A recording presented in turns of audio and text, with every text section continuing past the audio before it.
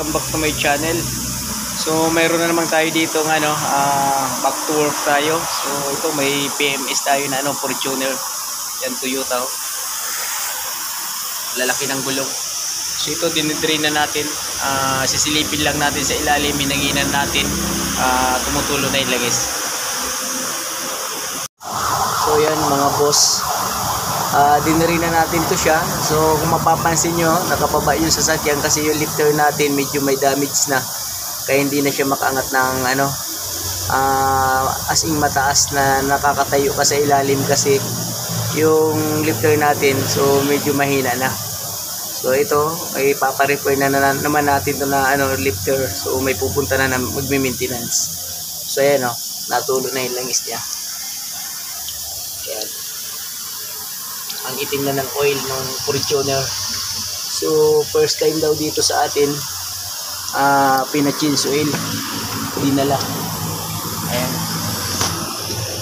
So kung mapapansin nyo, yung drain plug ng Fortuner iisa lang at saka Hilux mga boss.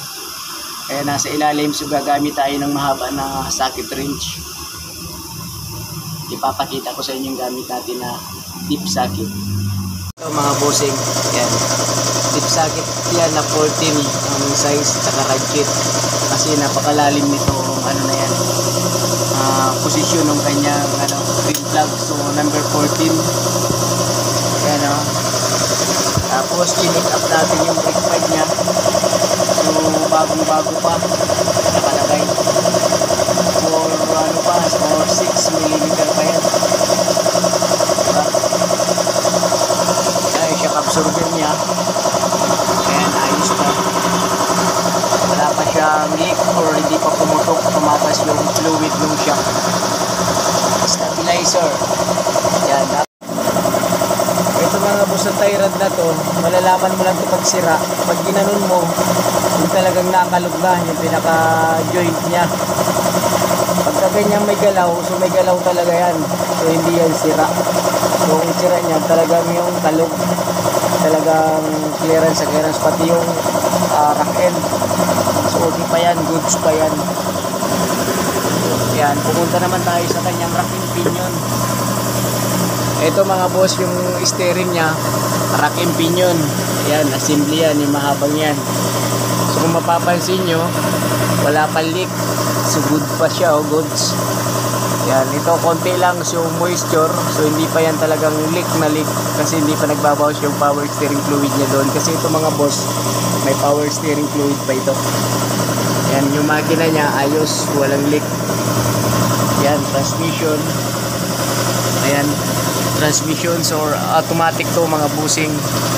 Sa next, so papalitan na namin yung transmission fluid. Palitin na rin siya for replace na rin. Ayan. So naka-schedule na to para sa kanyang ETM. Ito naman kanyang ball joint. Ayan, ayos pa yan.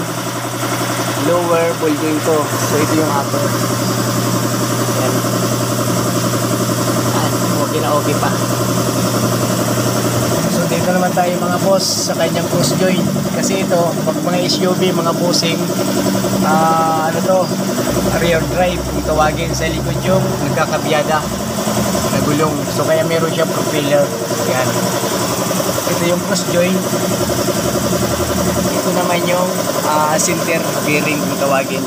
So wala pang kalog mga boss, kaya goods na goods pa yan. So okay na okay pa. Ito yung differential. Cross joint, malapit sa differential. So okay pa siya, wala pang kalog. Kasi pag sira to mga boss, ang nagiging dahilan nito, maririnig nyo arangkada ng primera or segunda, pagkabiyada nyo so lalaga tak tak tak tak. Ito yun, cross joint na ang problema nun. Ayan, okay pang differential gear oil nito mga boss.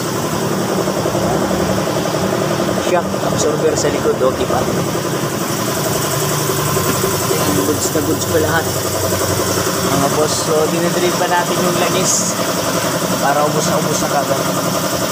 Okay, yun lang mga boss, share ko lang sa inyo yung mga dapat i-check na pupunta sa talyer natin. So dapat i-check nyo na lahat yung under chassis ng mga oil. Okay,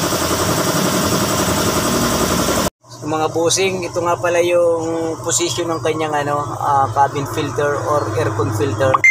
So ito yun, hinanginan na natin siya. Oh. Ayan. So malinis pa naman siya, kaya hindi na muna natin siyang papalitan. Okay, kung mapapansin mo yan, oh. Passenger side. So itong driver. So ito sa passenger, sa ilalim ng airbag. Ayan, okay. Yung lagayan, yung box. So ayan ganyan, no? Pahalang siya mga boss. Kasi pag pahaba, so hindi siya kakasya, mahaba. Kailangan pahalang yung lagay nyo. Yan. Kahit na kayo lang magtanggal niyan, so kayang-kaya.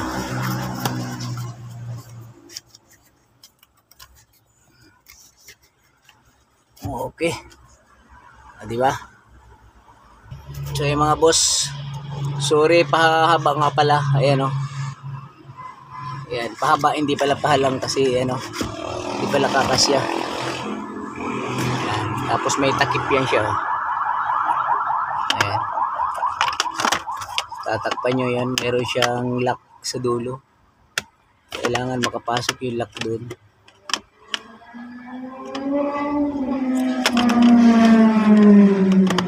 Yun. Yung pinakadulo mga boss. Oh. Ayan, kailangan nakapasok dun. Tapos yung lock dito. Okay? So, ganun lang kasimple. Pahaba siya, hindi pala pahalang yung cabin filter. So, ibabalik na natin tong center console nya. So, yun mga boss, tinutulak lang to. Ayan, nakalagay na siya. Ayan. Testingin nyo, baka mamaya hindi magbukas. So, hindi yung swak na swak. O, diba?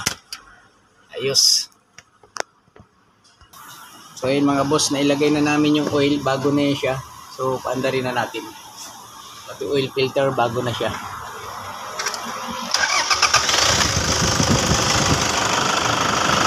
Okay pa, oh. Power steering fluid. Yan. Oil fluid bago pa. Power steering. Tapos kulang. Maximum pa. Ganda sir ng under pa naman, Yung timing belt nito sir, bago na. Bago na yan.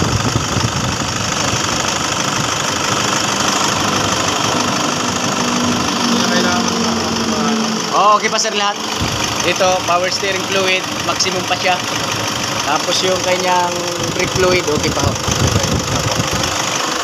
Coolant mo, okay pa ha. Sir, pagipatay po ulit. Oo. So mga boss, ito nga pala yung oil level niya. Ayan, sakto na sa pangalawang butas. Bago na siya. So gumamit tayo dito ng fully synthetic na oil. Fortuner. Ayan, oh.